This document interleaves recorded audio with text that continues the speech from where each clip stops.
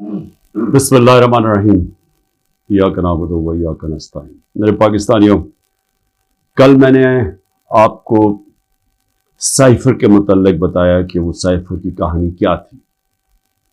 میں نے کل بھی اپنی قوم کے سامنے یہ رکھا کہ یہ بجائے FIA اس کی انکوائری کرے، اس کی سپریم کورٹ کے چیف جسٹس کو اپنے نیچے ایک پینل بنانا چاہیے اور تب انکوائری کرنی چاہیے۔ اور وہ میں یہ کیوں کہہ رہا ہوں؟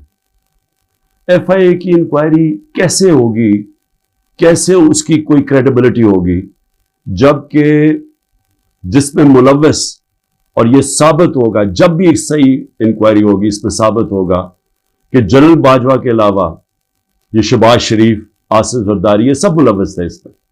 کیونکہ جب ہم نے ان کو کہا، اپوزیشن پارٹیز اس وقت، ہم نے کہا دیکھ تو لیں سائفر کو، تاکہ آپ کو پتا تو چلے کہ ایک ملک کی توہین کی جا رہی ہے۔ یہ عمران خان کی توہین نہیں ہے، یہ ملک کی توہین ہے، تو آپ دیکھ تو لیں۔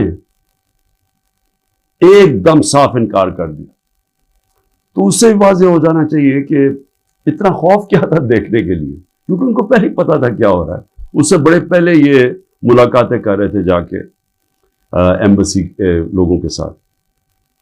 اچھا جی، اب میں یہ اس لیے کہہ رہا ہوں کہ یہ سائفر کی اندر تحقیقات ضروری ہیں، کیونکہ ایک IMF نے رپورٹ شائع کی ہے 2018 سے اور 2023 کے بیچ میں، انہوں نے ایک رپورٹ دی ہے۔ یہ میں ضرور چاہتا ہوں کہ یہ آپ جو آپ میں سے سمجھتے ہیں تھوڑی بہت بھی معیشت کو، وہ اس کو ضرور دیکھ لیں، کیونکہ میں جب کہتا ہوں کہ ملک کا انہوں نے بیڑا غرق کر کے رکھ دیا، ایک وہ گورنمنٹ جو زبردست پرفارمنس دے رہی تھی، جو ہم نے اپنے جتنے بھی ٹارگٹ سیٹ کیے تھے، ہم نے آخری سال سب ٹارگٹ سے آگے نکل گئے۔ ٹیکس کلیکشن سب سے زیادہ ہم نے اپنے ٹارگٹ سے اوپر چلے گئے، ایکسپورٹ ٹارگٹ اوپر زیادہ ملا، ریمیٹنسز جو باہر سے ڈالرز آتے ہیں وہ زیادہ ہوئے جو ہمارے ٹارگٹس تھے۔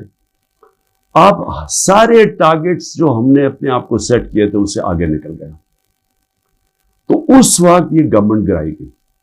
تو میں اگر یہ کہتا تھا تو مخالف یہ PDM والے کہتے تھے کہ جی یہ تو، اور دوسرے اپنے بتا دیتے کہ جی نہیں، تو ہمیں تو بارودی سرنگیں ملی اور ہمیں یہ ہو گیا۔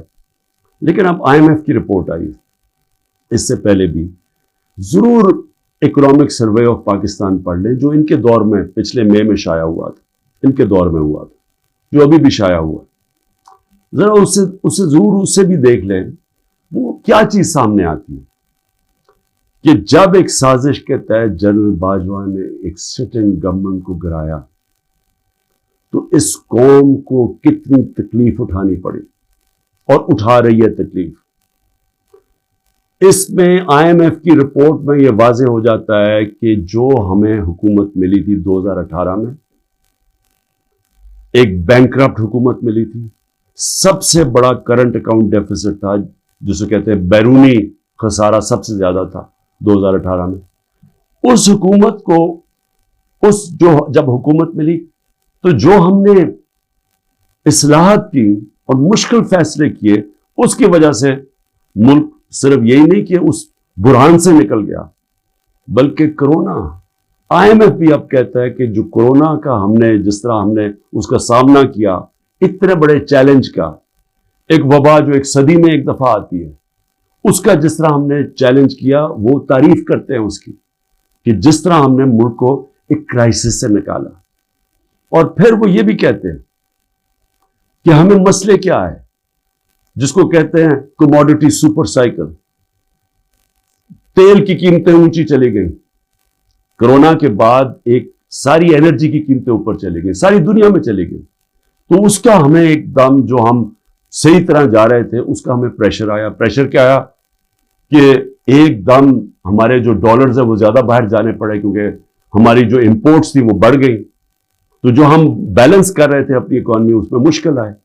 اور ہم نے کیا کیا، ہم نے اپنے لوگوں کو مہنگائی سے بچانے کے لیے، کیونکہ تیل کی قیمت بہت اوپر چلی گئی تھی، ساتھ پھر یوکرین کی جنگ کا جیسی خطرہ شروع ہوا تو تیل اوپر جانا شروع ہو گیا، تو ہم نے تیل کی قیمت نیچے رکھی، پٹرول اور ڈیزل کی قیمت نیچے رکھی، تو اس کا وہ کہتے ہیں کہ ہاں انہوں نے سبسڈی زیادہ دے دی اپنے لوگوں کو بچانے کے لیے مہنگائی سے، لیکن انہوں نے ساتھ ساتھ یہ بھی تعریف کی کہ ہم نے جو قدم اٹھائے اس نے اکانومی کو سنبھال لیا تھا۔ ہم کیا امید رکھ رہے تھے کہ جو روس سے ہم نے طے کی تھی، جو صدر پوٹن سے میں ملا تھا، ہم نے ان سے جس طرح ہندوستان سستا تیل لے رہا تھا، ہم نے بھی ان سے لینا تھا۔ اور میٹنگ کے بعد صدر پوٹن نے اپنا انرجی منسٹر بھیج دیا تھا، حماد اظہر جو ہمارے پیٹرولیم منسٹر تھے، ان سے ملاقات ہو گئی تھی۔ بدقسمتی سے اس وقت حکومت کرائی گئی، اور یہ کہہ رہے ہیں آئی ایم ایف اپنی رپورٹ میں کہتا ہے کہ اس سے پولیٹیکل ڈی سٹیبلائزیشن سے اکانومی ڈی سٹیبلائز ہوگی، یعنی جو ہماری معیشت تھی وہ ڈی سٹیبلائز کا مطلب کہ وہ ایک دم مارکیٹ جو تھی اس کے اندر ایک دم انسرٹنٹی آ گئی۔ جب مارکیٹ کی انسرٹنٹی کا مطلب کہ جب جو ٹریڈرز ہوتے ہیں، جو مارکیٹ ہوتی ہے، اس کو جب یقین نہیں ہوتا کہ اب کیا ہوگا، تو یہی میں نے جنرل باجوہ کو میں نے بھی بتایا اور شوکت ترین فائنانس منسٹر کو بھیجا، ان کو بھی کہا کہ ان کو بتاؤ کہ اس وقت نہ ڈی سٹیبلائز کرنا، ان سے سنبھالی نہیں جائے گی۔ اور وہی آئی ایم ایف لگتا ہے کہ ان سے سنبھالی نہیں گئی، ان کو سٹیپس نہیں تھے، انہوں نے غلط پالیسیز بنائی، ان کی پالیسی سے اور زیادہ معاشی حالات بگڑتے گئے۔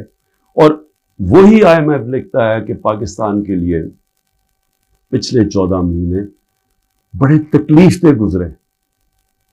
تو یہ تو میں کہہ رہا تھا تب سے، اور یہ میں بڑی دیر سے لگا ہوا تھا کہنے کہ یہ جو بھی یہ رجیم چینج کیا، جو سازش کی گئی، اس کی قیمت تو پاکستانی قوم نے اٹھائی، تکلیف تو اب لوگوں کو ہو رہی ہے۔ جب ہمیں انہوں نے ہٹایا تھا تو مہنگائی 12.4% تھی، جس کے اوپر شور مچ گیا، مہنگائی مارچ ہو گئی، ہر قسم کا میڈیا کے اوپر شور، پبلک میں وہ میڈیا والے جو باقاعدہ عوام میں نکلتے تھے جی چیزیں بڑی مہنگی ہو گئی، دنیا میں چیزیں مہنگی ہو گئی تھی، انٹرنیشنل کموڈیٹی سپر سائیکل تھا، دنیا میں انرجی کی قیمتیں اوپر چلے گئی، مہنگائی دنیا میں آ گئی۔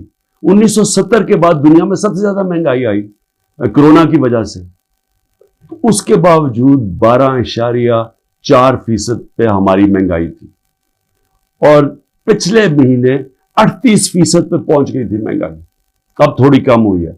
اور مہنگائی کم ہونی چاہیے اس لیے کہ دنیا میں تیل کی قیمت اور انرجی کی قیمت نیچے آ گئی ہے، کموڈیٹیز دنیا کے اندر 35% ان کی قیمت نیچے آ چکی ہے جب ہماری حکومت تھی۔ تو سوال اب یہ ہے کہ کیا کوئی ایسی انکوائری ہوگی اس ملک میں کہ یہ سائفر کا جو ایک سائفر کے ارد گرد جو سازش تھی، پتہ تو چلے، مجھے تو پتہ ہے کون اس میں تھے، لیکن انڈیپینڈنٹ انکوائری ہونی چاہیے، اور اس انکوائری میں پتہ چلے کہ کون کون کردار تھے جنہوں نے اس قوم کے اوپر اتنا بڑا عذاب لے کے آئے ہیں، اور اب مزید آگے اس عذاب سے نکلنے کے لیے اور کتنی تکلیف اٹھانی پڑے گی اس قوم کو۔ اور اس کے لیے میں پھر سے کوشش تو کرتا ہوں کہ ہمارے چیف جسٹس صاحب کو اس کے اوپر سوچنا چاہیے کہ وہی ایک انکوائری کر سکتے ہیں، کیونکہ یہ حکومت تو کرنے نہیں دے گی، اور نہ ہی مجھے افسوس سے کہنا پڑتا کہ ہماری اسٹیبلشمنٹ یہ کرنے دے گی، کیونکہ اس کے اندر ملوث ہیں جو جنرل باجوہ، اور انہوں نے جو جس طرح یہ پوری 6 مہینے پہلے سے جو پلان بن رہا تھا گرانے کا، اب تو خیر خواجہ آصف کہہ رہے ہیں کہ 2021 سے ہی پلان بنایا ہوا تھا جنرل باجوہ نے ہماری حکومت گرانے کا، تو لیکن اب ذرا ان سے بھی سوال پوچھنا چاہیے کہ آپ نے ہمیں جب گرا کے ان کو لے کے آئے جن لوگوں کو، تو کیا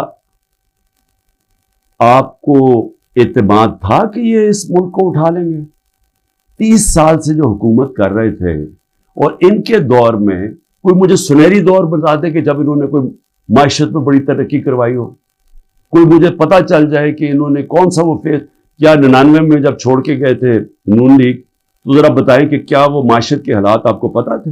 یہ ساکھدار تھے، وہ بینکرپٹ کر کے چھوڑ کے گئے تھے، اور پھر اب یہ آئی ایم ایف کہہ رہا ہے کہ جو 2018 میں یہ چھوڑ کے گئے تھے پاکستان، وہ خود کہہ رہے ہیں کہ وہ تحریک انصاف نے بڑے زبردست مشکل فیصلے کر کے ملک کو اس سے نکالا، تو کیا کوئی ذمہ داری اٹھائے گا اس کی کہ جب اتنی بڑی طاقت ہو جاتی ہے کسی کے پاس تو کیا اس کو پھر ذمہ داری نہیں لینی چاہیے جبکہ وہ طاقت کا غلط استعمال کرتا ہے؟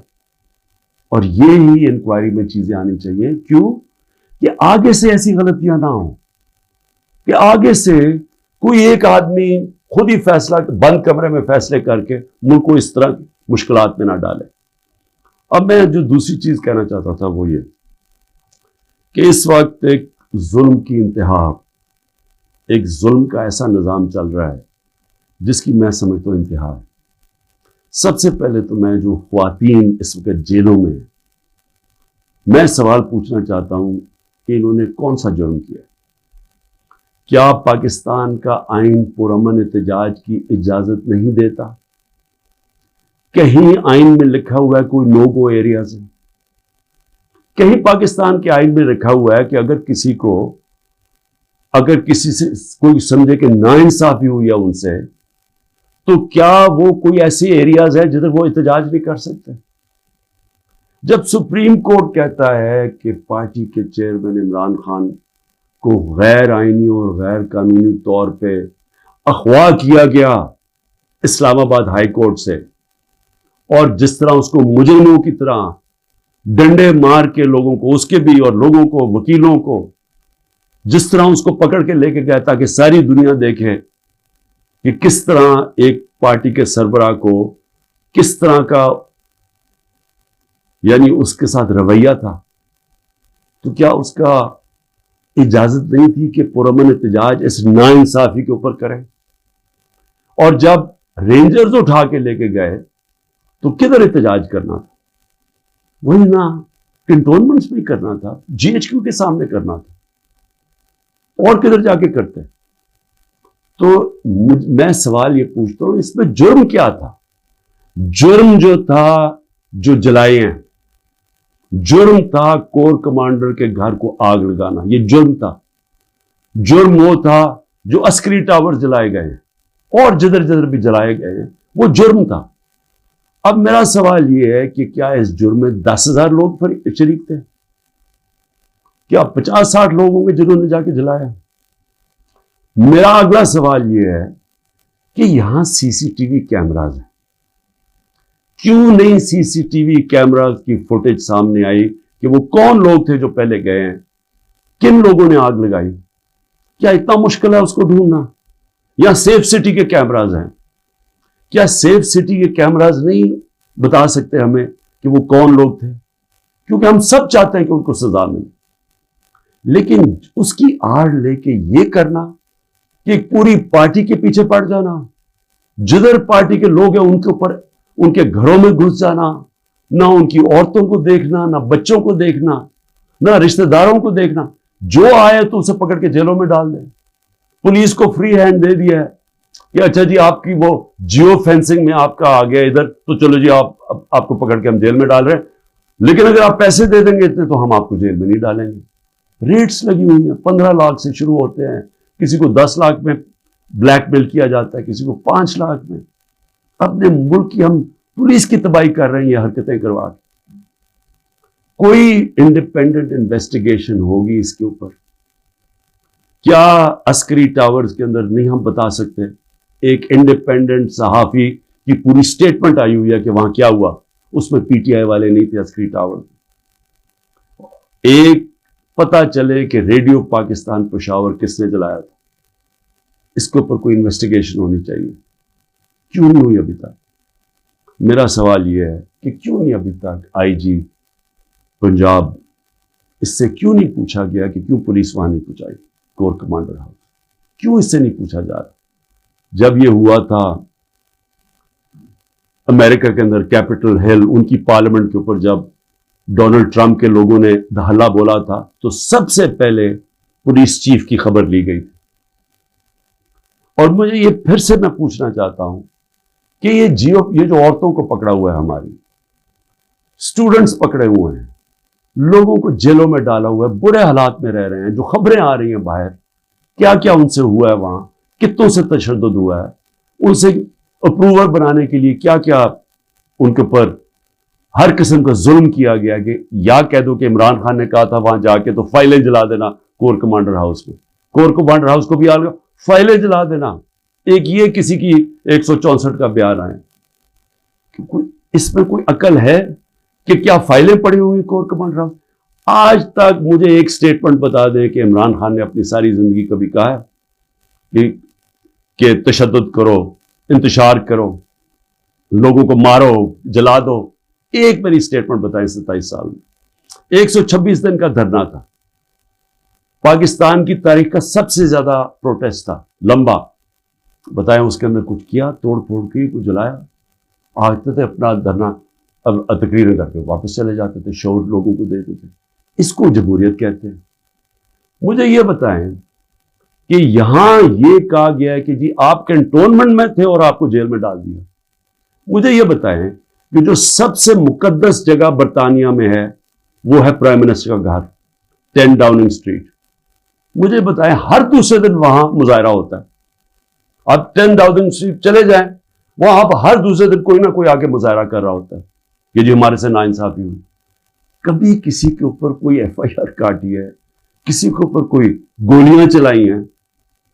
میں یہ سوال پوچھتا ہوں کہ یہاں 16 لوگ شہید کیے گئے ڈائریکٹ فائرنگ سے، 100 سے اوپر کو گولیاں لگی، 3 کی ٹانگیں کٹ گئی. میں یہ پوچھنا چاہتا ہوں کہ اور ایک پیرالائز ہے. کبھی کسی جمہوریت کے اندر اس طرح گولیاں ماری جاتی ہیں اور انکوائری بھی نہیں ہے؟ انکوائری سے پولیس ان کے گھروں میں پہنچ جاتی ہے. جن کے گولیاں لگی ہیں انہوں نے ایک جگہ ڈیڈ باڈی نہیں دے رہا کہ نہیں جب تک پہلے آپ کہیں کہ آپ کوئی کاروائی تو نہیں کریں گے. ان سے ایشورٹی لیتے ہیں کہ آپ نے FIR نہیں کٹوانی. کیوں سیدھی FIR کٹتی ہے IGs کے اوپر؟ یہ کیسے آپ نے گولیاں چلا دی نہتے لوگوں کے اوپر؟ ایک پولیس والے کو گولی نہیں لگی، ایک رینجر، مطلب کہ یہاں سے تو کسی کے پاس ہتھیار نہیں تھے، تو آپ نہتے لوگوں پہ گولیاں کیسے چلا سکتے ہیں؟ اور پھر آپ کے سامنے فرانس میں ایک لڑکے کو گولی لگی، 4 دن فرانس کے سارے شہروں میں آگ لگی ہوتی ہے، 1000 بلڈنگز اور گاڑیاں جلائی جاتی ہیں، اور کھلے عام لوگ آپ کے سامنے کہ انہوں نے پولیس کو پیٹرول بم مار رہے ہیں. اس کے پولیس نے تو کوئی اور گولی نہیں چلائی کیونکہ وہاں جمہوریت ہے، آزاد ہیں لوگ. میں یہ پوچھنا چاہتا ہوں کہ کوئی انکوائری ہوگی ان لوگوں کے اوپر جن کے اوپر گولیاں چلائی گئی ہیں، جن لوگوں کی جانیں لی گئی ہیں؟ کیا ہم کسی کو اکاؤنٹیبل رکھیں گے؟ کیا اس ملک کے اندر کوئی انصاف کا نظام ہے، یا صرف طاقتور جو مرضی کرنا چاہے جنگل کے قانون کی طرح وہ کر سکتا ہے؟ یہ کیسے ہو سکتا ہے؟ چلے عورتوں کا میں نے شروع میں بات کی، بچوں کو کیوں پکڑ لیتے ہیں؟ ڈاکٹر امجد کا ابھی اس کی مجھے کل میسج آئی، 13 سال کا بیٹا. ڈاکٹر امجد گھر تھا نہیں، 6 دفعہ اس کے گھر چھاپے پڑ چکے. اس کے 13 سال کا بیٹا اور اس کا ایک بھتیجا تھا، وہ کوئی 18 سال، ان کو اٹھا کے لے گئے. ساری رات وہ اس کے اوپر کپڑا ڈال کے 13 سال کے بچے کو پھراتے رہے.